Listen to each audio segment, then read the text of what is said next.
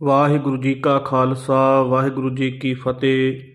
ਧੰਨ ਧੰਨ ਬਾਬਾ ਦੀਪ ਸਿੰਘ ਸਾਹਿਬ ਜੀ, ਧੰਨ ਧੰਨ ਬਾਬਾ ਨੂਰ ਸਿੰਘ ਸਾਹਿਬ ਜੀ, ਸਮੂਹ ਸ਼ਹੀਦ ਸਿੰਘ ਫੌਜਾਂ ਤੇ ਇਹਨਾਂ ਦੇ ਚਰਨਾਂ ਕਮਲਾਂ ਵਿੱਚ ਨਮਸਕਾਰ ਹੈ। ਖਾਲਸਾ ਜੀ।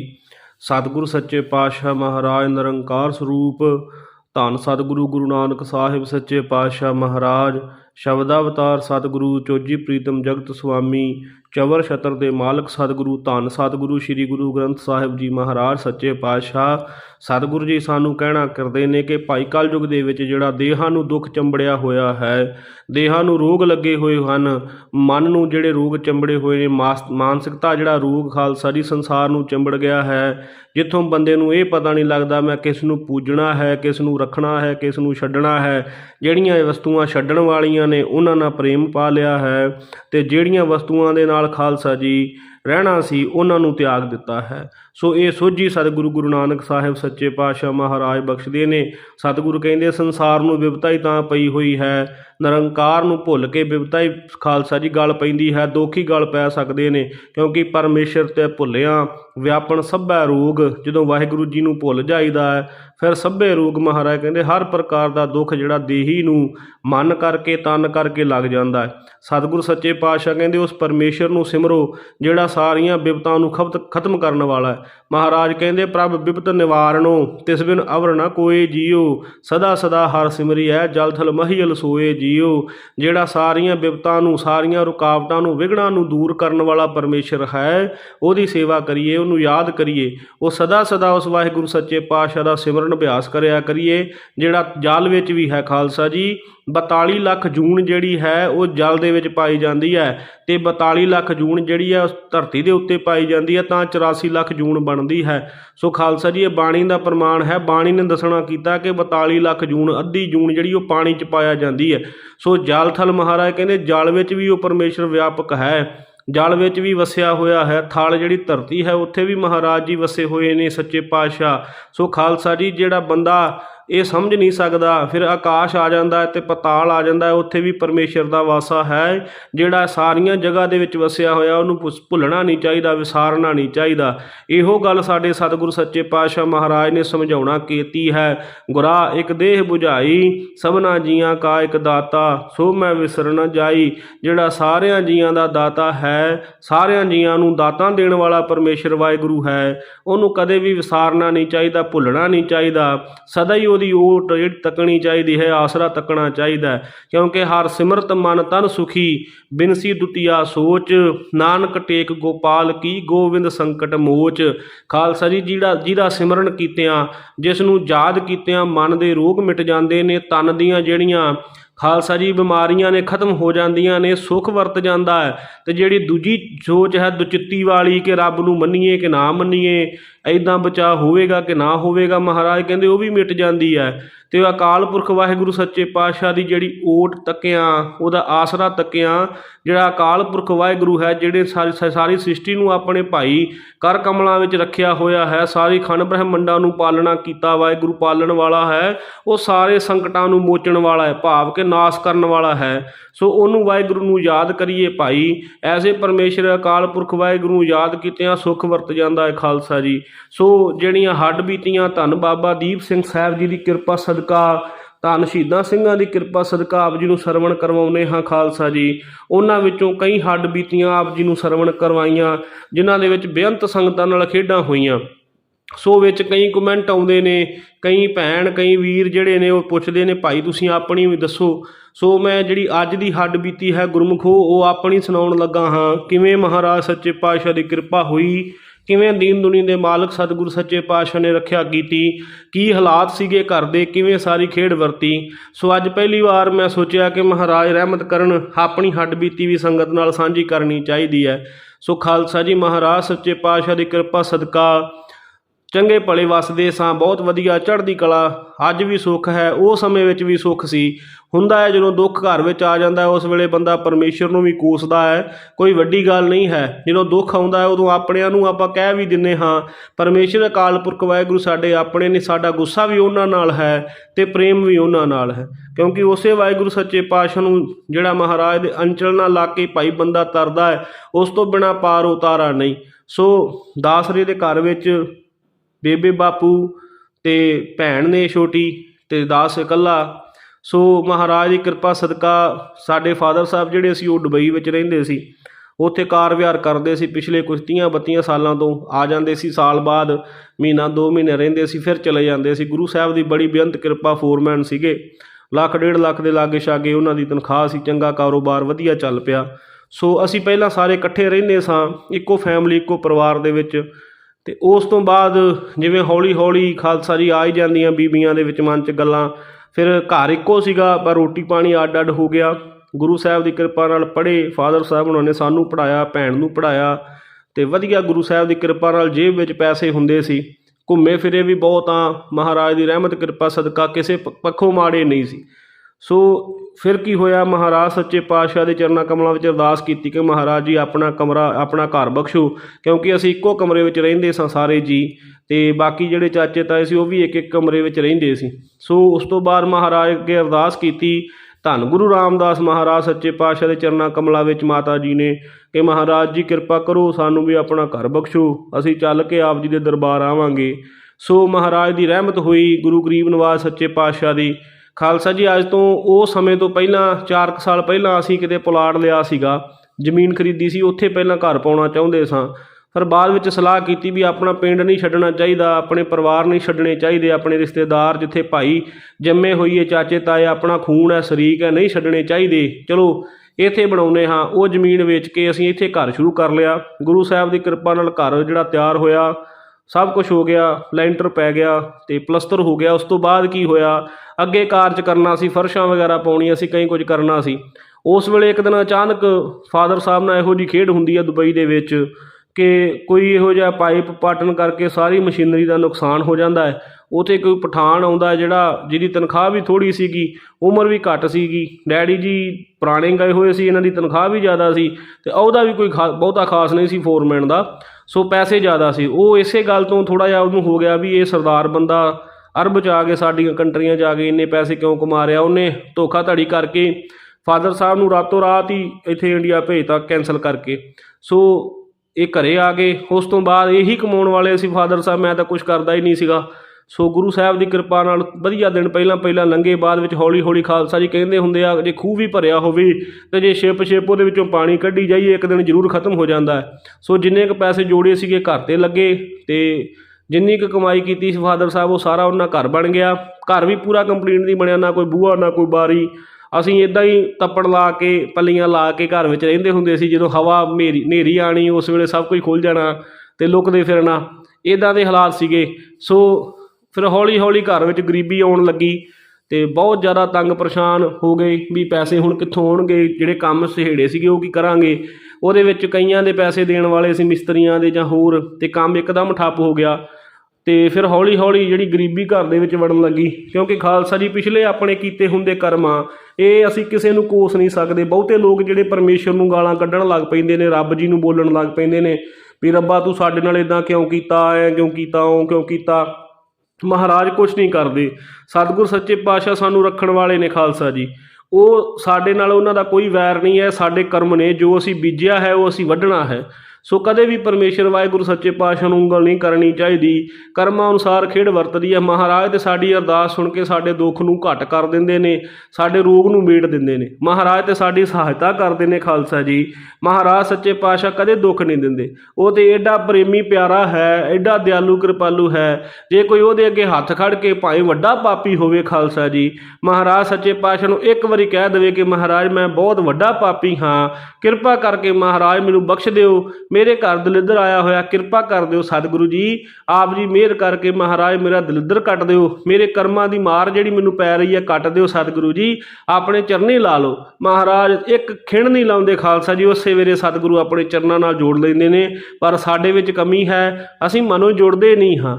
ਅਸੀਂ ਦੁੱਖ ਵਿੱਚ ਜ਼ਰੂਰ ਹੁੰਦੇ ਹਾਂ ਪਰ ਜੁੜ ਕੇ ਕਦੇ ਅਰਦਾਸ ਨਹੀਂ ਕਰਦੇ। ਇੱਕ ਦਿਨ ਕਰ ਲਈ ਅਗਲੇ ਦਿਨ ਕਰਦੇ ਨਹੀਂ, ਉੱਦਾਂ ਰੋਂਦੇ ਰਹਿੰਦੇ ਹਾਂ, ਕੰਮ ਕੋਈ ਕਰਦਾ ਨਹੀਂ। ਹੁਣ ਖਾਲਸਾ ਜੀ ਜਿਵੇਂ ਕੋਈ ਬੰਦਾ ਹੋਵੇ, ਉਹਦੇ ਸਾਹਮਣੇ ਗਲਾਸ ਪਿਆ ਹੋਵੇ, ਉਹਨੂੰ ਪਿਆਸ ਬੜੀ ਲੱਗੀ ਹੋਵੇ ਅਤੇ ਗਲਾਸ ਵੀ ਉਹਦੇ ਸਾਹਮਣੇ ਹੋਵੇ ਅਤੇ ਰੋਂਦਾ ਰਵੇ ਕਿ ਰੱਬਾ ਮੈਨੂੰ ਪਾਣੀ ਦੇ, ਰੱਬਾ ਮੈਨੂੰ ਪਾਣੀ ਦੇ। ਹੁਣ ਪਾਣੀ ਸਾਹਮਣੇ ਪਿਆ, ਚੁੱਕ ਕੇ ਤਾਂ ਖੁਦ ਪੀਣਾ ਪਵੇਗਾ ਨਾ। ਉਦਮ ਤੇ ਕਰਨਾ ਪਵੇਗਾ। ਜੇ ਤੁਸੀਂ ਚਾਹੁੰਦੇ ਹੋ ਦੁੱਖਾਂ ਵਿੱਚ ਨਿਕਲਣਾ ਤੇ ਰਸਤਾ ਤੁਹਾਨੂੰ ਹਰ ਕੋਈ ਦੱਸਦਾ ਹੈ ਕਿ ਬਾਣੀ ਪੜ੍ਹੋ, ਗੁਰੂ ਘਰ ਸੇਵਾ ਕਰੋ, ਜਿੰਨੀ ਬਾਣੀ ਪੜ੍ਹ ਸਕਦੇ ਹੋ ਅੰਮ੍ਰਿਤ ਵੇਲੇ ਉੱਠ ਕੇ ਬਾਣੀ ਪੜ੍ਹੋ, ਅਭਿਆਸ ਕਰੋ। ਇਹ ਪਤਾ ਤਾਂ ਸਾਨੂੰ ਰਸਤਾ ਹੈ ਪਰ ਅਸੀਂ ਉਦਮ ਨਹੀਂ ਕਰਦੇ। ਹੁਣ ਉਹ ਪਾਣੀ ਪੀਣ ਵਾਸਤੇ ਹੱਥ ਤੇ ਚੁੱਕਣਾ ਪਵੇਗਾ, ਗਲਾਸ ਨੂੰ ਚੁੱਕਣਾ ਪਵੇਗਾ, ਮੂੰਹ ਤੱਕ ਖੜਨਾ ਪਵੇਗਾ, ਫਿਰ ਹੀ ਪਾਣੀ ਅੰਦਰ ਜਾਵੇਗਾ, ਫਿਰ ਹੀ ਸਾਡੀ ਪਿਆਸ ਬੁਝੇਗੀ। ਹੁਣ ਜੇ ਕੋਈ ਬੰਦਾ ਕਵੇ ਵੀ ਮੈਂ ਚੁੱਕ ਕੇ ਨਹੀਂ ਪੀਣਾ, ਕੋਈ ਬੰਦਾ ਆ ਕੇ ਮੈਨੂੰ ਪਾਣੀ ਪਿਆਵੇ ਤੇ ਫਿਰ ਮੈਂ ਮੰਨਾਂ, ਸੋ ਇਵੇਂ ਕਦੇ ਨਹੀਂ ਹੋਣਾ। ਸੋ ਮਹਾਰਾਜ ਸੱਚੇ ਪਾਤਸ਼ਾਹ ਉਦਮ ਬਖਸ਼ੇ ਦੇ, ਉਦਮ ਭਾਈ ਕਰਕੇ ਵੇਖੋ, ਉਦਮ ਦੇ ਵਿੱਚ ਤਰੱਕੀਆਂ ਨੇ। ਫਿਰ ਸਤਿਗੁਰੂ ਸੱਚੇ ਪਾਤਸ਼ਾਹ ਮਹਾਰਾਜ ਆਪ ਮਿਹਰ ਵਰਤਾ ਦਿੰਦੇ ਨੇ। ਸੋ ਜਦੋਂ ਘਰ ਦੇ ਇਵੇਂ ਦੇ ਖਾਲਸਾ ਜੀ ਹਾਲਾਤ ਹੋ ਗਏ, ਉਸ ਤੋਂ ਬਾਅਦ ਮੇਰਾ ਆਪਣਾ ਰਿਸ਼ਤਾ ਆ ਗਿਆ। ਘਰਦਿਆਂ ਨੇ ਕਿਹਾ ਵੀ ਚੱਲ ਹੁਣ ਗਰੀਬੀ ਆ ਗਈ ਘਰ ਦੇ ਵਿੱਚ, ਔਖੇ ਸੌਖੇ ਹੋ ਗਏ ਆ, ਉਮਰ ਵੀ ਹੋ ਗਈ ਆ, ਤੇਰਾ ਆਪਾਂ ਰਿਸ਼ਤਾ ਕਰ ਦਿੰਦੇ। ਮੈਂ ਕਹਿੰਦਾ ਸੀ ਵੀ ਨਹੀਂ ਕਰਾਉਣਾ। ਫਿਰ ਗੁਰੂ ਸਾਹਿਬ ਦੀ ਕਿਰਪਾ ਨਾਲ ਜਿਵੇਂ ਮਹਾਰਾਜ ਨੇ ਕੋਈ ਖੇਡ ਵਰਤਾਉਣੀ ਹੈ, ਮੈਂ ਭੱਜਦਾ ਸਾਂ ਵੀ ਪੈਰ ਸੈੱਟ ਕਰ ਲਈਏ ਜਾਂ ਕੁਝ ਬਣਾ ਲਈਏ। ਭੈਣ ਛੋਟੀ ਆ, ਉਹਦਾ ਵੀ ਵਿਆਹ ਕਰਨਾ, ਵੀ ਨਹੀਂ ਐਵੇਂ ਨਾ ਕਰੀਏ। ਫਿਰ ਕੀ ਹੋਇਆ ਖਾਲਸਾ ਜੀ, ਮਹਾਰਾਜ ਸੱਚੇ ਪਾਤਸ਼ਾਹ ਦੀ ਕਿਰਪਾ ਸਦਕਾ ਰਿਸ਼ਤਾ ਉਹ ਕਰ ਗਏ। ਮੈਂ ਹੀ ਉਹਨਾਂ ਕੋਲ 3 ਸਾਲ ਦਾ ਟਾਈਮ ਮੰਗਿਆ ਅਤੇ ਜਿਹੜੀ ਮੇਰੀ ਛੋਟੀ ਭੈਣ ਸੀ ਉਹ ਵੀ ਨਾਲ ਨਾਲ ਪੜ੍ਹਾਈ ਕਰਦੀ ਸੀ, ਨਾਲ ਨਾਲ ਕੱਪੜੇ ਸੀਂਦੀ ਸੀ ਅਤੇ ਉਹ ਵੀ ਸਾਡੀ ਸ਼ਹਿਰ ਲੱਗੀ ਹੋਈ ਸੀ। ਉੱਥੇ ਕੱਪੜੇ ਸੀ ਕੇ ਉਹਨੇ ਕਮਾਈ ਕੀਤੀ, ਬਹੁਤ ਕਮਾਈ ਕੀਤੀ ਗੁਰੂ ਸਾਹਿਬ ਦੀ ਕਿਰਪਾ ਨਾਲ।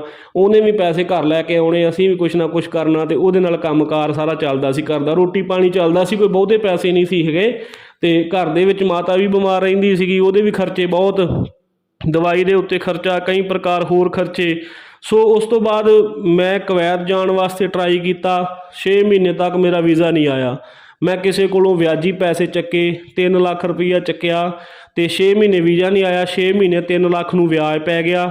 ਉਹ ਵੀ ਵੱਧ ਗਿਆ। ਉਸ ਤੋਂ ਬਾਅਦ ਕੁਵੈਤ ਗਿਆ, ਉੱਥੇ ਜਾ ਕੇ ਕਮਾਈ ਕੀਤੀ, ਚਲੋ ਪੈਸੇ ਲੱਥ ਗਏ। ਕਮਾਈ ਕਰਨ ਤੋਂ ਬਾਅਦ 5 ਸਾਲਾਂ ਬਾਅਦ ਆਇਆ। ਆ ਕੇ ਜਿਹੜਾ ਨੇ ਰਿਸ਼ਤੇ ਕੀਤੇ ਸੀ, ਉਸ ਤੋਂ ਪਹਿਲਾਂ ਭੈਣ ਦਾ ਵੀ ਇੱਕ ਰਿਸ਼ਤਾ ਆ ਗਿਆ, ਵੀ ਉਹ ਵੀ ਅਸੀਂ ਕਰ ਲਿਆ, ਵੀ ਕੋਈ ਨਹੀਂ ਇਕੱਠੇ ਕਰ ਲਾਂਗੇ ਵਿਆਹ।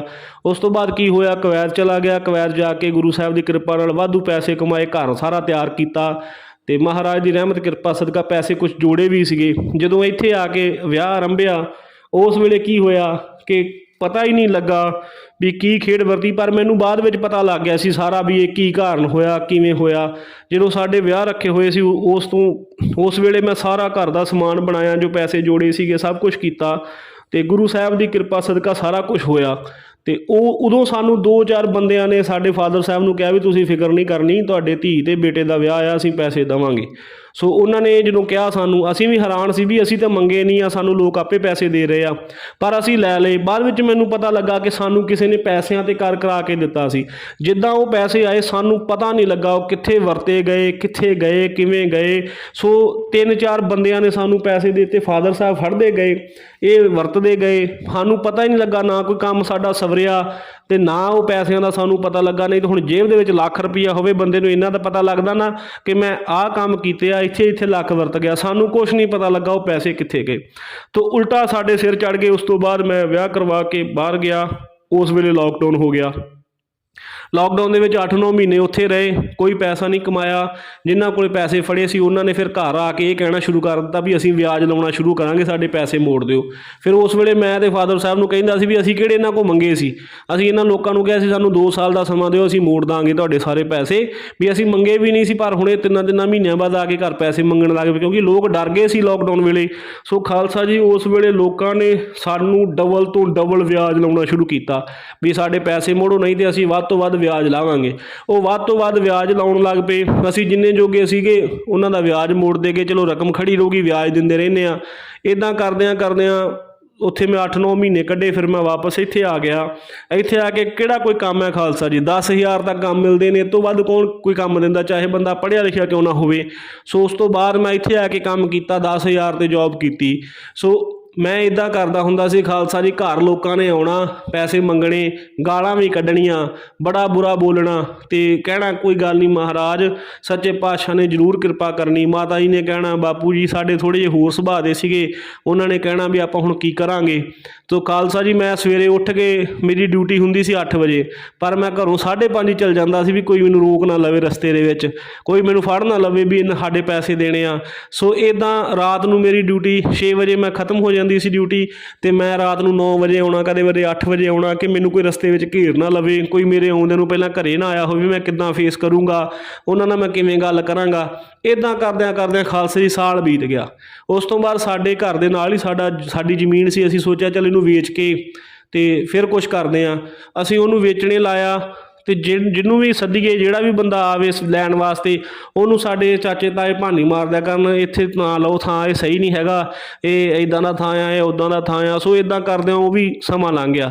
ਪਰ ਵਿਆਜ ਸਿਰ ਚੜ੍ਹਦਾ ਗਿਆ। ਜਦੋਂ ਵਿਆਜ ਚੜ੍ਹ ਕੇ ਲੋਕਾਂ ਦਾ ਜਿਹਦਾ ਲੱਖ ਸੀ ਉਹਦਾ 3 ਲੱਖ ਹੋ ਗਿਆ, ਜਿਹਦਾ 2 ਲੱਖ ਸੀ ਉਹਦਾ 5 ਲੱਖ ਹੋ ਗਿਆ। ਸੋ ਵਿਆਜ ਚੜ੍ਹ ਕੇ ਇੱਦਾਂ ਹੋ ਗਿਆ। ਸੋ ਉਸ ਤੋਂ ਬਾਅਦ ਅਸੀਂ ਇੰਨੇ ਕੁ ਪਾਪੜ ਵੇਲੇ ਫਾਦਰ ਸਾਹਿਬ ਨੇ ਔਰ ਮੈਂ, ਅਸੀਂ ਬੜੀ ਜਗ੍ਹਾ ਘੁੰਮਣਾ ਵੀ ਸਾਨੂੰ ਕੋਈ ਲੋਨ ਮਿਲ ਜੇ, ਸਾਡੇ ਘਰ ਉੱਤੇ ਲੋਨ ਮਿਲ ਜੇ, ਅਸੀਂ ਘਰ 'ਤੇ ਲੋਨ ਲੈ ਲਈਏ, ਪਰ ਨਹੀਂ, ਕੁਛ ਨਹੀਂ ਬਣਿਆ। ਇੱਦਾਂ ਤੱਕ ਕਿ ਸਾਨੂੰ 8-8 ਮਹੀਨੇ ਬੈਂਕ ਵਾਲਿਆਂ ਨੇ ਲਮਕਾ ਛੱਡਿਆ, ਤੁਹਾਨੂੰ ਅੱਜ ਮਿਲ ਜੂਗਾ, ਤੁਹਾਨੂੰ ਕੱਲ੍ਹ ਮਿਲ ਜੂਗਾ। 8-8 ਮਹੀਨੇ ਇੱਦਾਂ ਹੀ ਰਹੇ।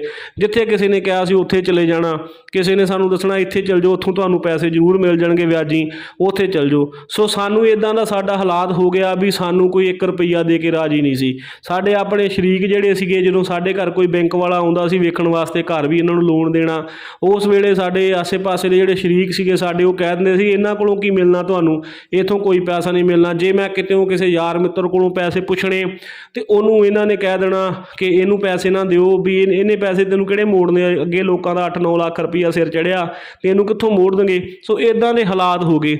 ਉਸ ਤੋਂ ਬਾਅਦ ਗੁਰੂ ਸਾਹਿਬ ਦੀ ਇਹੋ ਜਿਹੀ ਕਿਰਪਾ ਹੋਈ, ਮਨ ਇਹੋ ਜਿਹਾ ਮੇਰਾ ਬਣਿਆ, ਮੈਨੂੰ ਘਰ ਦੇ ਵੀ ਕਹਿਣ ਲੱਗੇ ਵੀ ਚੁਪਹਿਰਾ ਸਾਹਿਬ ਦੀ ਸੇਵਾ ਨਿਭਾਇਆ ਕਰੀਏ। ਸੋ ਮੈਂ ਗੁਰੂ ਰਾਮਦਾਸ ਮਹਾਰਾਜ ਦੇ ਘਰ ਸੇਵਾ ਕਰਦਾ ਹੁੰਦਾ ਸੀ। ਪਹਿਲਾਂ ਬਰਤਨਾਂ ਦੀ ਸੇਵਾ ਕਰਨੀ, ਹਰ ਐਤਵਾਰ ਜਾਂ ਹਰ ਸੋਮਵਾਰ ਜਾਂ ਬੁੱਧਵਾਰ ਇੱਦਾਂ ਜਾਂਦਾ ਹੁੰਦਾ ਸੀ। ਸੋ ਗੁਰੂ ਰਾਮਦਾਸ ਮਹਾਰਾਜ ਦੀ ਬੇਅੰਤ ਕਿਰਪਾ ਹੋਈ। ਚਲੋ ਮੇਰੇ ਘਰ ਦਾ ਕੰਮ ਚੱਲ ਪਿਆ, ਪਰ ਮੈਂ ਕਿਸੇ ਨੂੰ ਪੈਸੇ ਦੇਣ ਜੋਗਾ ਨਹੀਂ ਸੀ ਵੀ ਮੈਂ ਕਿਸੇ ਨੂੰ ਪੈਸੇ ਮੋੜ ਦੇਵਾਂ। ਸੋ ਇੱਦਾਂ 6-7 ਬੰਦਿਆਂ ਦੇ ਪੈਸੇ ਦੇਣੇ ਸੀ, ਅਤੇ 11-11.5 ਕੁਛ 12 ਲੱਖ ਦੇ ਕਰੀਬ ਹੋ ਗਿਆ ਸੀ ਵਿਆਜ ਪਾ ਕੇ। ਜਿਹੜਾ ਵਿਆਜ ਅਸੀਂ ਲੋਕਾਂ ਨੂੰ ਦੇ ਚੁੱਕੇ ਸਾਂ, ਉਹ ਵਿਆਜ ਤਾਂ ਸਾਨੂੰ ਪਤਾ ਹੀ ਨਹੀਂ, ਉਹਦੀ ਗਿਣਤੀ ਵੀ ਨਹੀਂ ਮੈਂ ਕਰਦਾ। ਪਰ ਇੰਨੇ ਪੈਸੇ ਕਿਵੇਂ ਬਣ ਗਏ ਨਾ ਸਾਨੂੰ ਪਤਾ ਹੈ, ਨਾ ਅਸੀਂ ਇੰਨੇ ਪੈਸੇ ਲਏ ਸੀ ਕਿਸੇ ਕੋਲੋਂ। ਪੈਸੇ ਕੋਲ ਹੁੰਦਿਆਂ ਵੀ ਕਿਸੇ ਨੇ ਸਾਨੂੰ ਪੈਸੇ ਦਿੱਤੇ, ਉਹਦੇ ਨਾਲ ਅਸੀਂ ਇੰਨੇ ਕੁ ਥੱਲੇ ਨੂੰ ਗਏ, ਸਾਨੂੰ ਪਤਾ ਨਹੀਂ ਲੱਗਾ। ਅਸੀਂ ਇੱਦਾਂ ਸੀ, ਮੈਂ ਲੁਕ ਜਾਂਦਾ ਸੀ। ਜਦੋਂ ਕੋਈ ਬਾਹਰ ਬੂਹਾ ਖੜਕਾਉਂਦਾ ਸੀ ਨਾ, ਅਤੇ ਮੈਂ ਲੁਕ ਜਾਣਾ, ਅਤੇ ਮੈਂ ਮਾਤਾ ਜੀ ਨੂੰ ਕਹਿਣਾ ਵੀ ਤੁਸੀਂ ਕਹਿ ਦਿਓ ਘਰੇ ਹੈ ਨਹੀਂ ਗਾ, ਅਤੇ ਮੈਂ ਅਤੇ ਮੇਰੇ ਫਾਦਰ ਸਾਹਿਬ ਨੇ ਲੁਕ ਜਾਣਾ। ਇੱਦਾਂ ਦੇ ਹਾਲਾਤ ਸਾਡੇ ਘਰ ਦੇ ਸੀ। ਸਾਡੀਆਂ ਬੀਬੀਆਂ ਨੇ ਕਹਿਣਾ ਅਸੀਂ ਨਹੀਂ ਅੱਗੇ ਜਾਣਾ। ਸੋ ਇੱਕ ਪਰਿਵਾਰ ਇਹੋ ਜਿਹਾ ਸੀ, ਉਹ ਸਾਡੇ ਘਰ ਆ ਕੇ ਸਾਡੀ ਗਲੀ ਦੇ ਵਿੱਚ ਬਾਹਰ ਬੋਲਣਾ ਉੱਚੀ ਉੱਚੀ, ਅਤੇ ਬਹੁਤ ਕੁਛ ਗਾਲਾਂ ਕੱਢਣੀਆਂ। ਇੱਕ ਦਿਨ ਇੱਥੋਂ ਤੱਕ ਨੌਬਤ ਆ ਗਈ ਵੀ ਇੱਕ ਅੰਦਰ ਬੀਬੀ ਆ ਕੇ, ਮੈਂ ਉਹਨਾਂ ਨੂੰ ਕਿਹਾ ਵੀ ਮਾਤਾ ਜੀ ਮੈਂ ਜ਼ਰੂਰ ਤੁਹਾਡੇ ਪੈਸੇ ਦਊਂਗਾ। ਮੈਂ ਉਹਨਾਂ ਦੇ ਸਾਹਮਣੇ ਹੋ ਗਿਆ, ਜਦੋਂ ਮਾਤਾ ਜੀ ਨੂੰ ਅਤੇ ਬਾਪੂ ਜੀ ਨੂੰ ਬਹੁਤ ਜ਼ਿਆਦਾ ਬੋਲਦੇ ਸੀ, ਮੈਂ ਆਪ ਹੀ ਚਲਾ ਗਿਆ। ਮੈਂ ਕਿਹਾ ਕਿਉਂ ਹੈ ਨਾ ਮਾਂ ਪਿਓ ਦੀ ਬੇਇੱਜ਼ਤੀ ਕਰਵਾਉਣੀ। ਮੈਂ ਜਦੋਂ ਗਿਆ, ਉਹਨੇ ਮੈਨੂੰ ਇੱਥੋਂ ਤੱਕ ਕਹਿ ਦਿੱਤਾ ਵੀ ਤੁਸੀਂ ਅੰਮ੍ਰਿਤ ਛਕਿਆ ਹੋਇਆ, ਕਾਹਦੇ ਤੁਹਾਡੇ ਅੰਮ੍ਰਿਤ ਆ, ਤੁਸੀਂ ਤਾਂ ਝੂਠੇ ਆ, ਤੁਸੀਂ ਇੱਦਾਂ। ਮੈਂ ਕਿਹਾ ਵੀ ਮਹਾਰਾਜ ਜਾਣਦੇ ਆ ਮੇਰੇ ਕੋਲ ਪੈਸੇ ਹੈ ਨਹੀਂ, ਜਦੋਂ ਮੇਰੇ ਕੋਲ ਪੈਸੇ ਹੋਣਗੇ ਸਭ ਤੋਂ ਪਹਿਲਾਂ ਮੈਂ ਤੁਹਾਨੂੰ ਦਊਂਗਾ।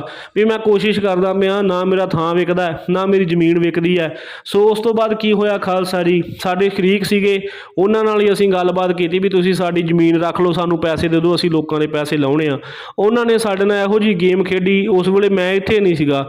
ਉਹਨਾਂ ਨੇ ਜ਼ਮੀਨ ਵੇਚ ਕੇ ਉਹਦੇ ਵਿੱਚੋਂ ਆਪਣੇ ਪੈਸੇ ਕਟਾਤੀਆਂ ਕਈ ਕੁਛ ਕਰਕੇ, ਅਤੇ ਫਾਦਰ ਸਾਹਿਬ ਨੂੰ 3 ਲੱਖ ਦਿੱਤਾ। 10 ਲੱਖ ਦੀ ਜ਼ਮੀਨ ਸੀ, ਅੱਧਾ ਕਿੱਲਾ ਵੇਚਿਆ ਸੀ ਅਸੀਂ। ਸੋ ਉਹਦੇ ਵਿੱਚੋਂ ਵੀ ਕੁਛ ਪੂਰੀ ਨਹੀਂ ਪਈ, ਕਿਸੇ ਨੂੰ ਪੈਸੇ ਨਹੀਂ ਦਿੱਤੇ ਗਏ। ਸੋ ਇੱਦਾਂ ਚੱਲਦਿਆਂ ਫਿਰ ਗੁਰੂ ਸਾਹਿਬ ਦੀ ਐਸੀ ਕਿਰਪਾ ਹੋਈ, ਧੰਨ ਗੁਰੂ ਨਾਨਕ ਸਾਹਿਬ ਸੱਚੇ ਪਾਤਸ਼ਾਹ ਤੁੱਠੇ, ਉਹਨਾਂ ਨੇ ਮਿਹਰ ਕੀਤੀ। ਫਿਰ ਧੰਨ ਬਾਬਾ ਦੀਪ ਸਿੰਘ ਸਾਹਿਬ ਦੇ ਅਸਥਾਨੇ ਨੂੰ ਖਾਲਸਾ ਜੀ ਦਾਸ ਚੱਲਿਆ। ਬਾਬਾ ਦੀਪ ਸਿੰਘ ਸਾਹਿਬ ਦੇ ਅਸਥਾਨੇ ਦੇ ਚੁਪਹਿਰੇ ਕੱਟਣੇ ਸ਼ੁਰੂ ਕੀਤੇ। ਪਤਾ ਨਹੀਂ ਮਹਾਰਾਜ ਜੀ ਨੇ ਕਿੰਨੇ ਕਰਵਾਏ, ਕਦੇ ਗਿਣਤੀ ਨਹੀਂ ਕੀਤੀ। ਸੋ ਮਹਾਰਾਜ ਦੀ ਬੇਅੰਤ ਕਿਰਪਾ ਹੋਈ। ਫਿਰ ਹੌਲੀ ਪਰ ਬਣਿਆ ਕੁਛ ਨਹੀਂ। ਮੈਂ ਜਦੋਂ ਚੁਪਹਿਰਾ ਸਾਹਿਬ 'ਤੇ ਜਾਣਾ, ਅਗਲੇ ਚੁਪਹਿਰੇ ਸਾਹਿਬ ਦੇ ਮਨ 'ਤੇ ਆਉਣੀ ਵੀ ਕਿਹੜਾ ਕੁਛ ਬਣਦਾ ਆ, ਜਿਹੜਾ ਜੇਬ 'ਚ 200 ਰੁਪਈਆ ਉਹ ਵੀ ਲੱਗ ਜਾਣਾ ਆ, ਕਿਉਂਕਿ ਮੈਨੂੰ 50 ਕਿਲੋਮੀਟਰ ਪੈਂਦਾ, 55 ਕਿਲੋਮੀਟਰ ਪੈਂਦਾ ਮੈਨੂੰ ਜਾਣਾ ਆਉਣਾ। ਸੋ ਇਸ ਕਰਕੇ ਮਤਲਬ ਮੇਰੇ ਪਿੰਡ ਤੋਂ ਅੰਮ੍ਰਿਤਸਰ ਸਾਹਿਬ ਹੈਗਾ 55-60 ਕਿਲੋਮੀਟਰ ਹੈਗਾ। ਸੋ ਇੱਦਾਂ ਡੇਲੀ ਜਾਣਾ ਮੋਟਰਸਾਈਕਲ 'ਤੇ, ਅਤੇ ਮੈਂ ਸੋਚਣਾ ਵੀ ਮਣਾ ਪੈਸੇ ਜਿਹੜੇ 200 ਹੈਗਾ ਵੀ ਬਚਾ ਲਈਏ, ਕਿਤੇ ਔਖਾ ਸੌਖਾ ਵੇਲਾ ਹੀ ਆ ਸਕਦਾ, ਵੀ ਉਦੋਂ ਕੀ ਕਰਾਂਗੇ। ਪਰ ਫਿਰ ਮਹਾਰਾਜ ਦੀ ਕਿਰਪਾ ਹੋਣੀ, ਬਾਬਾ ਦੀਪ ਸਿੰਘ ਸਾਹਿਬ ਨੇ ਲੈ ਜਾਣਾ। ਚੁਪਹਿਰਾ ਸਾਹਿਬ ਕੱਟਦਿਆਂ ਇੱਕ ਦਿਨ ਮੇਰੇ ਮਨ 'ਚ ਆਈ, ਮੈਂ ਕਿਹਾ ਮਣਾ ਨਹੀਂ ਕੱਟਣੇ, ਹੁਣ ਨਹੀਂ ਜਾਣਾ, ਵੀ ਹੁਣ ਬਸ ਮੈਂ ਅੱਕ ਗਿਆ, ਵੀ ਲੱਥਣੇ ਹੋਣਗੇ ਲੱਥ ਜਾਣਗੇ, ਨਹੀਂ ਤਾਂ ਨਾ ਸਹੀ। ਫਿਰ ਸਾਡੇ ਇੱਥੇ ਲਾਗੇ ਬਾਬਾ ਸ਼੍ਰੀ ਚੰਦ ਸਾਹਿਬ ਜੀ ਦਾ ਸਥਾਨ ਹੈ, ਉੱਥੇ ਮਹਾਂਪੁਰਸ਼ ਬੈਠਦੇ ਸੀ। ਇੱਕ ਵਾਰ ਮੈਂ ਉਹਨਾਂ ਕੋਲ ਗਿਆ, ਉਹਨਾਂ ਨੇ ਮੈਨੂੰ ਸਭ ਕੁਝ ਦੱਸ ਦਿੱਤਾ ਵੀ ਤੁਹਾਡੇ ਘਰ ਘਰ ਨੂੰ ਕਿਸੇ ਨੇ ਹਾਏ ਲਾਈ ਹੋਈ ਆ ਵੀ ਇਹ ਤੇ ਹੈ ਹੀ ਕਿਸੇ ਕੰਮ ਦੇ ਨਹੀਂ ਸੀਗੇ, ਇਹਨਾਂ ਦੇ ਘਰ ਕਿੱਦਾਂ ਬਣ ਗਏ, ਇਹਨਾਂ ਦੇ ਘਰੇ ਆ ਸਭ ਕੁਝ ਕਿਵੇਂ ਹੋ ਗਿਆ, ਇੰਨਾ ਸਮਾਨ ਕਿੱਦਾਂ ਆ ਗਿਆ, ਇਹਨਾਂ ਨੇ ਘਰ ਕਿਵੇਂ ਪਾਲਿਆ। ਸੋ ਸਾਡੇ ਸ਼ਰੀਕ ਹੀ ਸੀਗੇ ਉਹ ਜਿਨ੍ਹਾਂ ਨੂੰ ਦੱਸਿਆ। ਫਿਰ ਮੈਂ ਉਸ ਤੋਂ ਬਾਅਦ ਗੁਰੂ ਸਾਹਿਬ ਦੀ ਕਿਰਪਾ ਨਾਲ ਬ੍ਰਹਮ ਕਵਚ ਦੇ ਜਾਪ ਰੱਖੇ, ਹੋਰ ਬੇਅੰਤ ਬਾਣੀਆਂ ਦਾ ਜਾਪ ਕਰਦੇ ਰਹਿਣਾ। ਸਤਿਗੁਰੂ ਦੀ ਬੇਅੰਤ ਕਿਰਪਾ ਹੋਈ, ਮਹਾਰਾਜ ਦੇ ਸੱਚੇ ਪਾਤਸ਼ਾਹ ਦੀ ਕਿਰਪਾ ਸਦਕਾ ਅਸੀਂ 5-6 ਸਾਲਾਂ ਬਾਅਦ ਜਾ ਕੇ ਸਾਡਾ ਥਾਂ ਵਿਕਿਆ। ਥਾਂ ਵਿਕਣ 'ਤੇ ਜਿਹੜੇ ਪੈਸੇ ਆਏ ਸੀ ਸਾਰੇ ਲੋਕਾਂ ਨੂੰ ਦੇਤੇ, ਘਰੇ 1 ਰੁਪਈਆ ਨਹੀਂ ਰੱਖਿਆ, ਸਾਰੇ ਲੋਕਾਂ ਨੂੰ ਦੇਤੇ। ਫਿਰ ਵੀ ਵਿੱਚੋਂ 2-3 ਲੋਕ ਬਚ ਗਏ ਜਿਨ੍ਹਾਂ ਦੇ ਪੈਸੇ ਦੇਣ ਵਾਲੇ ਸੀਗੇ, ਕਿਉਂਕਿ ਥਾਂ ਕੋਈ ਇੰਨਾ ਮਹਿੰਗਾ ਨਹੀਂ ਸੀ ਵਿਕਿਆ। ਇਹ ਪਿੰਡ ਦੇ ਵਿੱਚ ਜਗ੍ਹਾ ਇੰਨੀ ਮਹਿੰਗੀ ਨਹੀਂ ਹੁੰਦੀ, 4 ਲੱਖ ਦਾ ਵਿਕਿਆ ਸੀ, 4.5 ਲੱਖ ਦਾ। ਫਿਰ ਜਿਨ੍ਹਾਂ ਦੇ ਮੇਨ ਦੇਣ ਵਾਲੇ ਸੀ, ਜਿਹੜੀ ਉਹ ਬੀਬੀ ਮੈਨੂੰ ਕਹਿ ਕੇ ਗਈ ਸੀ ਵੀ ਤੁਹਾਡਾ ਅੰਮ੍ਰਿਤ ਛਕਿਆ ਕੀ ਕਹਿੰਦਾ, ਤੁਸੀਂ ਝੂਠੇ ਆ, ਤੁਸੀਂ ਇੱਦਾਂ ਆ, ਤੁਸੀਂ ਮਕਾਰ ਬੰਦੇ ਆ। ਸੋ ਸਭ ਤੋਂ ਪਹਿਲਾਂ ਉਹਨੂੰ ਪੈਸੇ ਦਿੱਤੇ। ਜਦੋਂ ਪੈਸੇ ਦੇਣ ਗਿਆ ਉਹਦਾ 1,20,000 ਰੁਪਈਆ ਬਣਦਾ ਸੀ। ਜਦੋਂ ਪੈਸੇ ਦੇਣ ਗਿਆ ਉਹ ਕਹਿੰਦੀ ਮੈਂ 1,70,000 ਰੁਪਈਆ ਲੈਣਾ, ਨਹੀਂ ਤੇ ਲੈਣਾ ਨਹੀਂ। ਉਹਨੂੰ ਉਹਨੇ ਹੀ ਦਿੱਤੇ। ਉਸ ਤੋਂ ਬਾਅਦ ਹੋਰ ਬੰਦੇ ਸੀ ਉਹਨਾਂ ਦੇ ਲਾਏ। ਇੱਦਾਂ ਬਹੁਤ ਜ਼ਿਆਦਾ ਖੱਜਲ ਖੁਆਰੀ ਇਹੋ ਜਿਹੀ ਵੀ ਖਾਲਸਾ ਜੀ ਹੋ ਗਿਆ ਕਿ ਮੈਂ ਜਦੋਂ ਬਿਮਾਰ ਹੁੰਦਾ ਸੀ ਨਾ, ਮੈਂ ਆਪਣੇ ਪਿੰਡ ਦੇ ਅੱਡੇ 'ਤੇ ਦਵਾਈ ਲੈਣ ਨਹੀਂ ਸੀ ਜਾਂਦਾ ਕਿ ਮੈਨੂੰ ਕੋਈ ਰਸਤੇ 'ਚ ਰੋਕ ਲੂਗਾ। ਜੇ ਮੈਨੂੰ ਕਿਸੇ ਨੇ ਰੋਕ ਲਿਆ ਮੈਂ ਉਹਨੂੰ ਕੀ ਜਵਾਬ ਦਊਂਗਾ, ਉਹ ਮੇਰੀ ਬੇਇੱਜ਼ਤੀ ਕਰੂਗਾ। ਅਤੇ ਮੈਨੂੰ ਜਦੋਂ ਕਿ ਬੁਖਾਰ ਹੋਣਾ, ਬਿਮਾਰ ਹੋਣਾ, ਮੈਂ ਇੱਦਾਂ ਹੀ ਠੀਕ ਹੋ ਜਾਣਾ ਘਰੇ ਹੀ ਵੀ ਨਹੀਂ ਮੈਂ ਦਵਾਈ ਨਹੀਂ ਲੈਣ ਜਾਣਾ, ਵੀ ਮੈਂ ਦਵਾਈ ਕਿੱਥੋਂ ਲਊਂਗਾ, ਜਾਂ ਮੈਂ ਕੰਮ 'ਤੇ ਜਦੋਂ ਜਾਣਾ ਸ਼ਹਿਰੋਂ ਲੈਣੀ, ਪਿੰਡੋਂ ਕਦੇ ਦਵਾਈ ਨਹੀਂ ਲੈਣੀ। ਸੋ ਇੱਕ ਵਾਰ ਫਿਰ ਮੇਰੇ 'ਤੇ ਇਹੋ ਜਿਹਾ ਕਸ਼ਟ ਵੀ ਆਇਆ ਕਿ ਰਸਤੇ ਦੇ ਵਿੱਚ ਮੋਟਰਸਾਈਕਲ ਵੱਜਦਾ ਅਤੇ ਮੇਰੇ ਸੱਟਾਂ ਲੱਗਦੀਆਂ, ਗੁੱਝੀਆਂ ਸੱਟਾਂ। 4-5 ਮਹੀਨੇ ਮੈਂ ਉਦੋਂ 4-5 ਮਹੀਨੇ ਫਿਰ ਘਰੇ ਰਿਹਾ। ਮੇਰੇ ਘਰ ਦਾ ਸਰਕਲ ਵੀ ਜਾਂਦਾ ਲੱਗਾ, ਰੋਟੀ ਪਾਣੀ ਜਿੱਥੋਂ ਚੱਲਦਾ ਸੀ ਉਹ ਵੀ ਇੱਦਾਂ ਹੀ ਹੋ ਗਿਆ। ਫਿਰ ਉਸ ਤੋਂ ਬਾਅਦ ਮਹਾਰਾਜ ਦੀ ਕਿਰਪਾ ਸਦਕਾ ਮੇਰੇ ਫਾਦਰ ਸਾਹਿਬ ਹੁਣੀ ਕਿਸੇ ਨਾਲ ਰਲ ਕੇ, ਸਾਡੇ ਰਿਸ਼ਤੇਦਾਰ ਸੀ ਉਹਨਾਂ ਨਾਲ ਰਲ ਕੇ ਇਹਨਾਂ ਨੇ ਕਰਿਆਨੇ ਦੀ ਸ਼ਾਪ ਖੋਲ੍ਹੀ ਵੀ ਉੱਥੋਂ ਚੱਲ ਪੈਸੇ ਆਉਣਗੇ। ਫਿਰ ਉੱਥੇ ਵੀ ਜਦੋਂ ਗਏ ਉਹਨਾਂ ਸਾਡੇ ਨਾਲ ਮਕਾਰੀ ਕੀਤੀ, ਉਹ ਸਾਰਾ ਕੁਝ ਸਾਂਭ ਕੇ ਬਹਿ ਗਏ। ਫਾਦਰ ਸਾਹਿਬ ਨੂੰ ਕੁਝ ਵੀ ਨਹੀਂ ਦਿੱਤਾ ਅਤੇ ਇਹਨਾਂ ਨੂੰ ਉੱਦਾਂ ਹੀ ਤੋਰਤਾ ਘਰ ਨੂੰ। ਚਲੋ ਇਹਨਾਂ ਦੀ ਵੀ ਮਹਾਰਾਜ ਦੀ ਕਿਰਪਾ ਸੀਗੀ, ਮਨ ਵਿੱਚ ਕੋਈ ਇਹੋ ਜਿਹਾ ਵਿਚਾਰ ਨਹੀਂ ਆਇਆ, ਕਹਿੰਦੇ ਕੋਈ ਗੱਲ ਨਹੀਂ। ਪਰ ਝੂਰਦੇ ਬਹੁਤ ਸੀ, ਕਹਿੰਦੇ ਕਿ ਮਹਾਰਾਜ ਸੱਚੇ ਪਾਤਸ਼ਾਹ ਕੁਝ ਨਹੀਂ ਦੇਊਗਾ, ਅਤੇ ਮੈਂ ਕਹਿੰਦਾ ਸਾਂ ਦਊਗਾ ਹੀ ਮਹਾਰਾਜ ਸਾਨੂੰ, ਵੀ ਕੋਈ ਗੱਲ ਨਹੀਂ ਮਹਾਰਾਜ ਜ਼ਰੂਰ ਕਿਰਪਾ ਕਰੂਗਾ। ਫਿਰ ਖਾਲਸਾ ਜੀ ਦਿਨ ਬਹੁੜਦੇ ਨੇ, ਇੰਨਿਆਂ ਸਮਿਆਂ ਬਾਅਦ ਇੰਨੀ ਬੇਇੱਜ਼ਤੀ ਕਰਵਾ ਕੇ ਆ ਤਾਂ ਮੈਂ ਕੁਛ ਵੀ ਨਹੀਂ ਬੋਲਿਆ। ਮੈਂ ਜੇ ਉਹ ਗੱਲਾਂ ਬੋਲਾਂ ਤਾਂ ਮੇਰੇ ਹਿਸਾਬ ਨਾਲ ਕੋਈ ਵੀ ਨਹੀਂ ਸੁਣ ਸਕਦਾ। ਇਹੋ ਜਿਹੀਆਂ ਲੋਕੀ ਗੱਲਾਂ ਕਰਦੇ ਸੀਗੇ। ਅਤੇ ਉਹ ਵੀ ਲੋਕ ਜਿਹੜੇ ਦਿਹਾੜੀ 'ਤੇ ਜਾਂਦੇ ਸੀ ਨਾ, ਬਿਲਕੁਲ ਹੀ ਪਿੰਡ 'ਚ ਨਠੱਲੇ ਲੋਕ, ਉਹ ਵੀ ਸਾਨੂੰ ਕਹਿ ਜਾਂਦੇ ਸੀ, ਟਿੱਚਰਾਂ ਕਰ ਜਾਂਦੇ ਸੀ ਵੀ ਤੁਹਾਨੂੰ ਜੇ ਕਿਸੇ ਨੂੰ ਕਹਿ ਦੇਣਾ ਨਾ ਕਿ ਯਾਰ ਸਾਡੀ ਮਦਦ ਹੀ ਕਰਦੇ, ਤਾਂ ਉਹਨੇ ਕਹਿਣਾ ਤੁਹਾਨੂੰ ਦੇ ਕੇ ਅਸੀਂ ਮਰਨਾ, ਅਸੀਂ ਆਪਾਂ ਕੀ ਖਾਣਾ, ਜੇ ਤੁਹਾਨੂੰ ਦੇ ਤੇ ਤੁਸੀਂ ਕਿਹੜਾ ਮੋੜਨੇ ਆ। ਸੋ ਇੱਦਾਂ ਦੇ ਹਾਲਾਤ ਮੇਰੇ ਹੋ ਗਏ ਸੀਗੇ। ਫਿਰ ਖਾਲਸਾ ਜੀ ਗੁਰੂ ਸਾਹਿਬ, ਗੁਰੂ ਅੰਤਰਜਾਮੀ ਸਤਿਗੁਰੂ ਗੁਰੂ ਗੋਬਿੰਦ ਸਿੰਘ ਸਾਹਿਬ ਜੀ ਮਹਾਰਾਜ ਸਵਾਮੀ ਸਤਿਗੁਰੂ ਅਤੇ ਮਾਤਾ ਸਾਹਿਬ ਕੌਰ ਦੀ ਕਿਰਪਾ ਹੁੰਦੀ ਹੈ। ਸ਼ਹੀਦਾਂ ਸਿੰਘਾਂ ਦੇ ਦਰ 'ਤੇ ਭਾਈ ਫਤਿਹਗੜ੍ਹ ਸਾਹਿਬ ਮੈਂ ਅਰਦਾਸ ਬੇਨਤੀ ਕਰਦਾ ਹਾਂ। ਬਾਬਾ ਦੀਪ ਸਿੰਘ ਸਾਹਿਬ ਜੀ ਅੱਗੇ ਅਰਦਾਸ ਬੇਨਤੀਆਂ ਕਰਦੇ ਹਾਂ। ਮਹਾਰਾਜ ਤੁੱਠੇ ਨੇ, ਟੁੱਟ ਕੇ ਸਤਿਗੁਰੂ ਸੱਚੇ ਪਾਤਸ਼ਾਹ ਨੇ ਪਹਿਲਾਂ ਥਾਂ ਵਿਕਾਇਆ। ਥਾਂ ਵਿਕਣ ਤੋਂ ਬਾਅਦ ਪੈਸੇ ਲੋਕਾਂ ਨੂੰ ਜਿਨ੍ਹਾਂ ਨੂੰ ਦਿੱਤੇ ਗਏ। ਉਸ ਤੋਂ ਬਾਅਦ ਅਸੀਂ 2-3 ਸਾਲ ਤੋਂ ਬੈਂਕ ਦੇ ਚੱਕਰ ਮਾਰਦੇ ਸਾਂ। ਉਸ ਤੋਂ ਬਾਅਦ ਘਰ ਦੀ ਅਸੀਂ ਰਜਿਸਟਰੀ ਕਰਾਈ, ਲੋਕਾਂ ਕੋਲੋਂ ਪੈਸੇ ਫੜ ਕੇ ਅਸੀਂ ਰਜਿਸਟਰੀ ਕਰਾਈ। ਰਜਿਸਟਰੀ ਕਰਨ ਤੋਂ ਬਾਅਦ ਸਾਨੂੰ ਲੋਨ ਮਿਲਿਆ। ਲੋਨ ਮਿਲਣ ਤੋਂ ਬਾਅਦ 5 ਲੱਖ ਲੋਨ ਲੈ ਕੇ ਲੋਕਾਂ ਨੂੰ ਦਿੱਤਾ, ਉਹਦੇ ਵਿੱਚੋਂ ਵੀ 1 ਰੁਪਈਆ ਕੋਲ ਨਹੀਂ। ਸੋ ਖਾਲਸਾ ਜੀ ਅੱਜ ਵੀ ਮੇਰੇ ਘਰ ਦੀ ਜਿਹੜੀ ਰਜਿਸਟਰੀ ਆ ਬੈਂਕ ਦੇ ਕੋਲ ਗਿਰਵੀ ਆ। ਸੋ ਮਹਾਰਾਜ ਦੀ ਕਿਰਪਾ ਸਦਕਾ ਉਹ ਲੋਨ ਮਿਲਿਆ, ਲੋਨ ਤੋਂ ਲੋਕਾਂ ਦਾ 1-1 ਰੁਪਈਆ ਮੋੜ ਦਿੱਤਾ। ਅੱਜ ਵੀ ਇੱਕ ਬੰਦਾ ਜਿਹੜਾ ਰਹਿੰਦਾ ਹੈ, ਸਿਰਫ ਮੇਰਾ 1 ਲੱਖ ਅਤੇ ਕੁਛ 10,000 ਰੁਪਈਆ ਕਿਸੇ ਦਾ ਦੇਣ ਵਾਲਾ ਹੈ, ਬਸ ਉਹ ਦੇਣ ਵਾਲਾ। ਉਸ ਤੋਂ ਬਾਅਦ ਜਾਂ ਬੈਂਕ ਕੋਲੋਂ ਜਿਹੜੀ ਆਪਣੀ ਘਰ ਦੀ ਰਜਿਸਟਰੀ ਆ ਉਹ ਛਡਾਉਣ ਵਾਲੀ ਹੈ। ਅਤੇ ਗੁਰੂ ਗੋਬਿੰਦ ਸਿੰਘ ਸਾਹਿਬ ਜੀ ਮਹਾਰਾਜ ਸੱਚੇ ਪਾਤਸ਼ਾਹ ਦੀ ਕਿਰਪਾ ਸਦਕਾ ਸਭ ਕੁਝ ਸੈੱਟ ਹੋਣਾ। ਅੱਜ ਉਹੀ ਲੋਕ ਨੇ ਜਿਹੜੇ ਸਾਨੂੰ ਬੁਲਾ ਕੇ ਲੰਘਦੇ ਨੇ, ਉਹੀ ਲੋਕ ਨੇ ਸਾਨੂੰ ਫਤਿਹ ਬੁਲਾ ਕੇ ਲੰਘਦੇ ਨੇ, ਉਹੀ ਲੋਕ ਨੇ ਆਪਣੇ ਕੰਮਾਂ ਕਾਜਾਂ ਲਈ ਸਾਨੂੰ ਸੱਦਦੇ ਨੇ, ਉਹੀ ਲੋਕ ਨੇ ਜਿਹੜੇ ਆਪਣੇ ਪ੍ਰੋਗਰਾਮਾਂ 'ਚ ਸਾਨੂੰ ਸੱਦਦੇ ਨੇ, ਭਾਈ ਸਾਡੇ ਆਇਓ, ਸਾਡੇ ਵਿਆਹ ਆ, ਤੁਸੀਂ ਜ਼ਰੂਰ ਦਰਸ਼ਨ ਦਿਓ। ਉਹਨਾਂ ਦੀ ਬੋਲੀ ਚੇਂਜ ਹੋ ਗਈ। ਬੇਸ਼ੱਕ ਮੈਂ ਅੱਜ ਬੈਂਕ ਦੇ ਪੈਸੇ ਦੇਣੇ ਨੇ, ਬੈਂਕ ਦੀ ਹਰ ਮਹੀਨੇ ਕਿਸ਼ਤ ਦਿੰਦਾ ਆ। ਬੇਸ਼ੱਕ ਮੈਂ ਇੱਕ ਬੰਦੇ ਦੇ ਰਹਿੰਦੇ ਨੇ ਪੈਸੇ ਦੇਣ ਵਾਲੇ ਨੇ, ਮੇਰਾ ਮਿੱਤਰ ਹੈ, ਅਤੇ ਉਹਦੇ ਵੀ ਮੈਂ ਦੇ ਰਿਹਾ। ਥੋੜ੍ਹੇ ਪੈਸੇ ਰਹਿ ਗਏ, ਜੋੜ ਕੇ ਦੇ ਦਈਦੇ ਆ। ਅਤੇ ਬਾਕੀ ਗੁਰੂ ਸਾਹਿਬ ਦੀ ਕਿਰਪਾ ਸਦਕਾ ਇੰਨਾ ਕੁ ਆਨੰਦ ਹੈ, ਜੋ ਸ਼ਹੀਦਾਂ ਸਿੰਘਾਂ ਦੀ ਕਿਰਪਾ ਹੋਈ ਹੈ, ਜੋ ਕਲਗੀਧਰ ਸਵਾਮੀ ਸੱਚੇ ਪਾਤਸ਼ਾਹ ਨੇ ਮਿਹਰ ਕੀਤੀ ਹੈ। ਖਾਲਸਾ ਜੀ ਬਹੁਤ ਵੱਡੇ ਦੁੱਖ ਭੋਗੇ। ਇੰਨਾ ਸਮਾਂ ਕਿ 2014 ਜਾਂ 15 ਤੋਂ ਸਾਡਾ ਇਹ ਕੰਮ ਸ਼ੁਰੂ ਹੋਇਆ ਸੀ। ਮਹਾਰਾਜ ਦੀ ਕਿਰਪਾ ਸਦਕਾ ਪਿਛਲੇ ਸਾਲ ਸੈੱਟ ਹੋਇਆ। ਸੋ ਇੰਨਾ ਚਿਰ ਕੁਝ 8 ਸਾਲ ਉਹ ਚੀਜ਼ ਭੋਗੀ ਹੈ। ਉਹ ਭੋਗਣ ਤੋਂ ਬਾਅਦ ਅੱਜ ਮਹਾਰਾਜ ਦੀ ਕਿਰਪਾ ਸਦਕਾ ਟੌਰ ਨਾਲ ਪਿੰਡ 'ਚ ਘੁੰਮ ਲਈਦਾ, ਗੁਰੂ ਘਰ ਜਾਈਦਾ, ਮਹਾਰਾਜ ਦੀ ਸੇਵਾ ਸੱਚੇ ਪਾਤਸ਼ਾਹ ਕਰਾ ਲੈਂਦੇ ਨੇ ਅਤੇ ਮਹਾਰਾਜ ਦੀ ਰਹਿਮਤ ਹੈ। ਪੈਸੇ ਦੇਣੇ ਆ ਬੈਂਕ ਵਾਲਿਆਂ ਦੇ ਸਮੇਂ ਸਿਰ ਦੇਈ ਜਾਂਦੇ ਆ, ਗੁਰੂ ਸਾਹਿਬ ਦੀ ਕਿਰਪਾ ਨਾਲ ਕਿਸ਼ਤ ਦੇਈ ਜਾਂਦੇ ਆ, ਜਦੋਂ ਖਤਮ ਹੋਣਗੀਆਂ ਵੇਖੀਆਂ ਜਾਊਗਾ। ਸੋ ਬਾਕੀ ਮਹਾਰਾਜ ਦੀ ਰਹਿਮਤ ਕਿਰਪਾ ਸਦਕਾ ਸਾਰਾ ਕੁਛ ਵਧੀਆ। ਇਹ ਖਾਲਸਾ ਜੀ ਦਾਸ ਦੀ ਹੱਡ ਬੀਤੀ ਸੀ। ਇੱਦਾਂ ਸ਼ਹੀਦਾਂ ਫੌਜਾਂ ਨੇ ਕਿਰਪਾ ਕੀਤੀ। ਫਿਰ ਉਸ ਤੋਂ ਬਾਅਦ ਕਈ ਘਰ ਵਿੱਚ ਇਹੋ ਜਿਹੀਆਂ ਗੱਲਾਂ ਹੋ ਜਾਂਦੀਆਂ, ਮੈਂ ਜਦੋਂ ਵੀ ਕਿਤੇ ਬਾਬਾ ਨੋਹ ਸਿੰਘ ਸਾਹਿਬ ਦਾ ਨਾਮ ਲੈਣਾ ਉਸੇ ਵੇਲੇ ਕੰਮ ਫਤਿਹ ਹੋ ਜਾਣਾ। ਅੱਜ ਦੀ ਗੱਲ ਦੱਸਦਾ, ਅੱਜ ਮੈਨੂੰ ਕੋਈ ਵੀ ਕਿਸੇ ਪ੍ਰਕਾਰ ਦੀ ਲੋੜ ਹੋਵੇ ਨਾ ਤੇ ਮੈਂ ਸ਼ਹੀਦਾਂ ਸਿੰਘਾਂ ਨੂੰ ਕਹਿ ਦਿੰਦਾ ਕਿ ਸ਼ਹੀਦੋ ਸਿੰਘੋ ਮੇਰੀ ਕਿਰਪਾ ਕਰੋ, ਮੇਰੇ ਕੋਲੇ ਪੈਸੇ ਹੈ ਨਹੀਂ, ਮੈਂ ਫਲਾਣੀ ਜਗ੍ਹਾ ਜਾਣਾ। ਐਸੀ ਰਹਿਮਤ ਹੁੰਦੀ ਆ ਗੁਰੂ ਸਾਹਿਬ ਦੀ, ਕਿਤੇ ਨਾ ਕਿਤੇ ਉਹ ਮੇਰੀ ਜਿਹੜੀ ਗੱਲ ਬਣ ਜਾਂਦੀ ਆ। ਜਾਂ ਮੇਰੀ ਜੇਬ 'ਚੋਂ ਨਿਕਲ ਆਉਂਦੇ ਨੇ ਪੁਰਾਣੀਆਂ ਪੈਂਟਾਂ ਦੇ ਵਿੱਚੋਂ, ਜਾਂ ਪੋਥੀਆਂ 'ਚੋਂ ਨਿਕਲ ਆਉਂਦੇ ਨੇ, ਜਾਂ ਕੋਈ ਮੇਰਾ ਯਾਰ ਮਿੱਤਰ ਕਹਿ ਦਿੰਦਾ ਮੈਂ ਲੈ ਚੱਲਦਾ ਤੈਨੂੰ ਨਾਲ ਆ ਚੱਲੀਏ। ਸੋ ਇੱਦਾਂ ਮਹਾਰਾਜ ਦੀ ਕਿਰਪਾ ਸਦਕਾ ਬਹੁਤ ਵਧੀਆ ਚੱਲੀ ਜਾਂਦਾ। ਸੱਚੇ ਪਾਤਸ਼ਾਹ ਦੀ ਬੜੀ ਬੇਅੰਤ ਕਿਰਪਾ। ਅਤੇ ਖਾਲਸਾ ਜੀ ਬਾਣੀ ਪੜ੍ਹਿਆ ਕਰੋ, ਮਹਾਰਾਜ 'ਤੇ ਭਰੋਸਾ, ਮਹਾਰਾਜ 'ਤੇ ਪ੍ਰੇਮ, ਕਦੇ ਸਤਿਗੁਰੂ ਨੂੰ ਕੋਸਿਆ ਨਾ ਕਰੋ। ਜਿਸ ਪਰਮੇਸ਼ਰ ਨੇ ਸਾਨੂੰ ਸਾਰਾ ਕੁਝ ਦਿੱਤਾ ਹੈ ਉਹ ਇੱਕ ਚੀਜ਼ ਨਾ ਵੀ ਦਊਗਾ ਅਤੇ ਉਹਨੂੰ ਕਦੇ ਵੀ ਮਾੜਾ ਨਹੀਂ ਕਹਿਣਾ ਚਾਹੀਦਾ। ਉਹ ਪ੍ਰੇਮ ਵਸ ਹੈ, ਜਿਹਦੇ ਹਿਰਦੇ ਵਿੱਚ ਪ੍ਰੇਮ ਹੈ ਉਹਦੇ ਅੰਗ ਸੰਗ ਵਸਦਾ। ਸੋ ਸੱਚੇ ਪਾਤਸ਼ਾਹ ਦੀ ਬੇਅੰਤ ਕਿਰਪਾ ਖਾਲਸਾ ਜੀ। ਅਜੇ ਬੇਸ਼ੱਕ ਕੁਛ ਨਾ ਕੁਛ ਅੜਿਆ ਹੈ, ਹਾਥੀ ਲੰਘਿਆ ਪੂਛ ਅੜੀ ਹੈ, ਪਰ ਫਿਰ ਵੀ ਗੁਰੂ ਸਾਹਿਬ ਦੀ ਕਿਰਪਾ ਸਦਕਾ ਚੜ੍ਹਦੀ ਕਲਾ ਹੈ। ਮਹਾਰਾਜ ਨੇ ਬੇਅੰਤ ਮਿਹਰ ਕੀਤੀ ਹੈ। ਫਿਰ ਉਹ ਤੋਂ ਬਾਅਦ ਸੰਗਤਾਂ ਦਾ ਪ੍ਰੇਮ। ਹੁਣ ਖਾਲਸਾ ਜੀ ਵੇਖੋ, ਮੈਂ ਇੱਦਾਂ ਦਾ ਕਿ ਮੇਰੇ ਹੱਥ 'ਚ ਕੁਝ ਬਹੁਤਾ ਨਹੀਂ ਹੈਗਾ, ਪਰ ਫਿਰ ਵੀ ਮਹਾਰਾਜ ਨੇ ਮੇਰੀ ਸੇਵਾ ਲਾਈ ਹੈ। ਬੇਅੰਤ ਸੰਗਤ ਮੈਨੂੰ ਕਹਿ ਦਿੰਦੀ ਆ ਸਾਡੀ ਅਰਦਾਸ ਬੇਨਤੀ ਕਰਾ ਦਿਓ। ਗੁਰੂ ਸਾਹਿਬ ਦੀ ਕਿਰਪਾ ਨਾਲ ਭੱਜੇ ਜਾਈਦਾ, ਆਪ ਸ਼ਹੀਦ ਫੌਜਾਂ ਸੱਦ ਲੈਂਦੀਆਂ ਨੇ ਤਾਂ ਹੀ ਇਹ ਕਾਰਜ ਹੁੰਦੇ, ਉਵੇਂ ਨਹੀਂ ਹੁੰਦੇ, ਉੱਦਾਂ ਨਹੀਂ ਹੁੰਦੇ ਖਾਲਸਾ ਜੀ। ਅਤੇ ਮੈਂ ਇੱਕ ਦਿਨ ਸੋਚਦਾ ਸਾਂ ਬੈਠਾ ਵੀ ਉਹ ਵੀ ਦਿਨ ਸੀ ਜਿੱਦਣ ਮੈਂ ਕਹਿੰਦਾ ਸਾਂ 200 ਰੁਪਈਆ ਜੇਬ 'ਚ ਹੈ ਕਿ ਐਡੀ ਦੂਰ ਜਾਣਾ 60 ਕਿਲੋਮੀਟਰ, ਵੀ 200 ਰੁਪਈਆ ਰੱਖ ਲੈਂਦੇ ਹਾਂ, ਕੋਈ ਗੱਲ ਨਹੀਂ ਫੇਰ ਕਿਤੇ ਜਾਵਾਂਗੇ। ਅੱਜ ਉਹੀ ਦਿਨ ਨੇ, ਮੈਂ ਹਫ਼ਤੇ 'ਚ 2-2 3-3 ਦਿਨ ਵੀ ਜਾ ਆਉਣਾ। ਸੋ ਮਹਾਰਾਜ ਦੀ ਇਹ ਕਿਰਪਾ ਹੀ ਹੈ। ਸੋ ਸੱਚੇ ਪਾਤਸ਼ਾਹ ਦੇ ਨਾਲ ਜੁੜੀਏ। ਜਿਨ੍ਹਾਂ ਦੇ ਕਾਰਜ ਨਹੀਂ ਹੁੰਦੇ ਮਹਾਰਾਜ 'ਤੇ ਭਰੋਸਾ ਰੱਖੋ, ਮਹਾਰਾਜ ਅੱਗੇ ਦੋਵੇਂ ਟਾਈਮ ਅਰਦਾਸ ਕਰੋ, ਸਤਿਗੁਰ ਦੀ ਸੰਗਤ ਵਿੱਚ ਜਾਓ। ਸੰਗਤ ਵਿੱਚ ਜਾ ਕੇ ਖਾਲਸਾ ਜੀ ਜਿਹੜੇ ਦੁੱਖ ਨੇ ਉਹ ਆਪਣੇ ਆਪ ਕੱਟੇ ਜਾਂਦੇ, ਮਿਟ ਜਾਂਦੇ। ਮਹਾਰਾਜ ਸੱਚੇ ਪਾਤਸ਼ਾਹ ਦੀ ਕਿਰਪਾ ਸਦਕਾ ਹੀ ਸਭ ਕੁਝ ਪ੍ਰਾਪਤ ਹੁੰਦਾ ਹੈ। ਮਹਾਰਾਜ ਤੋਂ ਬਿਨਾਂ ਕੋਈ ਦੇਣ ਵਾਲਾ ਨਹੀਂ। ਸੰਸਾਰ ਵਿੱਚ ਖਾਲਸਾ ਜੀ ਕੋਈ ਬਾਂਹ ਨਹੀਂ ਫੜਦਾ, ਸਿਰਫ ਬਾਂਹ ਫੜਨ ਵਾਲਾ ਤੇ ਪਰਮੇਸ਼ਰ ਹੈ। ਪਰਮੇਸ਼ਰ ਤੋਂ ਬਿਨਾਂ ਕੋਈ ਰੱਖਣ ਵਾਲਾ ਨਹੀਂ। ਸੋ ਮਹਾਰਾਜ ਸੱਚੇ ਪਾਤਸ਼ਾਹ ਤੋਂ ਬਿਨਾਂ ਕੋਈ ਵੀ ਤੁਹਾਨੂੰ ਆਸਰਾ ਨਹੀਂ ਦੇ ਸਕਦਾ, ਕਿਉਂਕਿ ਗੁਰੂ ਸਾਹਿਬ ਇਹੋ ਜਿਹੇ ਨੇ, ਉਹ ਸਾਡੇ ਮਾਂ ਪਿਓ ਨੇ। ਭਾਈ ਉਹਨਾਂ ਕੋਲੋਂ ਮੰਗੀਏ, ਉਹਨਾਂ ਕੋਲੋਂ ਭਾਈ ਓਟ ਆਸਰਾ ਉਹਨਾਂ ਦਾ ਹੀ ਤੱਕੀਏ, ਉਹਨਾਂ ਅੱਗੇ ਅਰਦਾਸਾਂ ਕਰੀਏ। ਉਹਨਾਂ ਦੀ ਬਾਣੀ ਵਿੱਚ ਵੱਡਾ ਬਾਲ ਹੈ। ਸੋ ਮਹਾਰਾਜ ਸੱਚੇ ਪਾਤਸ਼ਾਹ ਕਿਰਪਾ ਕਰਨ। ਐਵੇਂ ਬਿਨਾਂ ਗੱਲੋਂ ਮਰੂ ਕਰਨ ਨਾਲ ਕੁਛ ਨਹੀਂ ਹੁੰਦਾ। ਸਮਾਂ ਭਿਆਨਕ ਹੈ। ਮਹਾਰਾਜ ਦੀ ਬਾਣੀ ਦਾ ਓਟ ਆਸਰਾ ਤੱਕੋ। ਮਹਾਰਾਜ ਦੀ ਬਾਣੀ ਤੋਂ ਬਿਨਾਂ ਕੋਈ ਸਹਾਰਾ ਨਹੀਂ ਜੇ ਬਣ ਸਕਦਾ। ਨਾ ਕਿਸੇ ਦੇ ਮਾਂ ਪਿਓ ਨੇ ਖੜਨਾ, ਨਾ ਕਿਸੇ ਨੇ ਭਾਈ ਭੈਣ ਨੇ ਖੜਨਾ, ਨਾ ਕੋਈ ਸ਼ਰੀਕ ਖੜਦਾ, ਨਾ ਕੋਈ ਰਿਸ਼ਤੇਦਾਰ ਖੜਦਾ। ਖੜਨ ਵਾਲਾ ਇੱਕੋ ਇੱਕ ਪਰਮੇਸ਼ਰ ਹੈ। ਸ਼ਹੀਦ ਸਿੰਘ ਫੌਜਾਂ ਨੇ, ਉਹਨਾਂ ਤੋਂ ਬਿਨਾਂ ਕੋਈ ਆਸਰਾ ਦੇਣ ਵਾਲਾ ਨਹੀਂ। ਸੋ ਖਾਲਸਾ ਜੀ ਮਹਾਰਾਜ ਸੱਚੇ ਪਾਤਸ਼ਾਹ ਦੀ ਬਾਣੀ ਦਾ ਹੀ ਸਹਾਰਾ ਤੱਕੋ। ਦੋਵੇਂ ਟਾਈਮ ਸਤਿਗੁਰੂ ਗੁਰੂ ਗ੍ਰੰਥ ਸਾਹਿਬ ਜੀ ਮਹਾਰਾਜ ਦੇ ਦਰਸ਼ਨ ਕਰਕੇ ਆਇਆ ਕਰੋ। ਸਵੇਰੇ ਭਾਈ ਜਿਹੜਾ ਕੋਈ ਕੰਮ ਤੇ ਜਾਂਦਾ, ਰਸਤੇ ਵਿੱਚ ਗੁਰੂ ਘਰ ਪੈਂਦਾ, ਅੰਦਰ ਚਲੇ ਜਾਓ, ਮਹਾਰਾਜ ਅੱਗੇ ਅਰਦਾਸ ਕਰਕੇ ਆਇਆ ਕਰੋ ਕਿ ਮਹਾਰਾਜ ਜੀ ਕਿਰਤ ਵਿੱਚ ਵਾਧੇ ਪਾਵੋ, ਮਿਹਰਾਂ ਕਰੋ, ਸਾਡੇ ਕੋਲੋਂ ਦਸਵੰਧ ਦੀ ਸੇਵਾ ਲੈਣੀ ਸ਼ੁਰੂ ਕਰੋ। ਫਿਰ ਉਸ ਤੋਂ ਬਾਅਦ ਖਾਲਸਾ ਜੀ ਦਾਸਰਾ ਇੱਕ ਜਗ੍ਹਾ ਇਹੋ ਜਿਹੀ ਜਗ੍ਹਾ ਵੀ ਲੱਗਾ ਸੀ। ਮੈਂ ਡਿਊਟੀਆਂ ਇਹੋ ਜਿਹੀਆਂ ਕੀਤੀਆਂ ਨੇ ਕਿ ਲੋਕੀ ਸੋਚ ਵੀ ਨਹੀਂ ਸਕਦੇ। ਮੈਂ 16 ਘੰਟੇ ਇੱਥੇ ਇੰਡੀਆ ਵਿੱਚ ਹੀ ਕੰਮ ਕੀਤਾ 10,000 ਰੁਪਈਏ 'ਤੇ।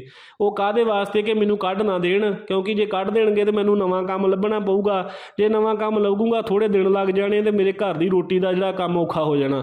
ਸੋ ਇੱਦਾਂ ਦੇ 18 ਘੰਟੇ ਵੀ ਮੈਂ 10,000 'ਤੇ ਕੰਮ ਕੀਤਾ ਪੰਜਾਬ ਦੇ ਵਿੱਚ, ਅਤੇ ਅੱਜ ਵੀ ਕਰਦਾ ਪਿਆ। ਸੋ ਮਹਾਰਾਜ ਦੀ ਕਿਰਪਾ ਸਦਕਾ ਫਿਰ ਵੀ ਆਨੰਦ ਹੈ, ਖੁਸ਼ੀ ਹੈ ਕਿ ਸਤਿਗੁਰੂ ਸੱਚੇ ਪਾਤਸ਼ਾਹ ਨੇ ਜਿਹੜੇ ਲੋਕ ਤਾਹਨੇ ਮਾਰਦੇ ਸੀ, ਗਾਲਾਂ ਕੱਢਦੇ ਸੀ, ਉਹਨਾਂ ਕੋਲੋਂ ਬਚਾ ਲਿਆ।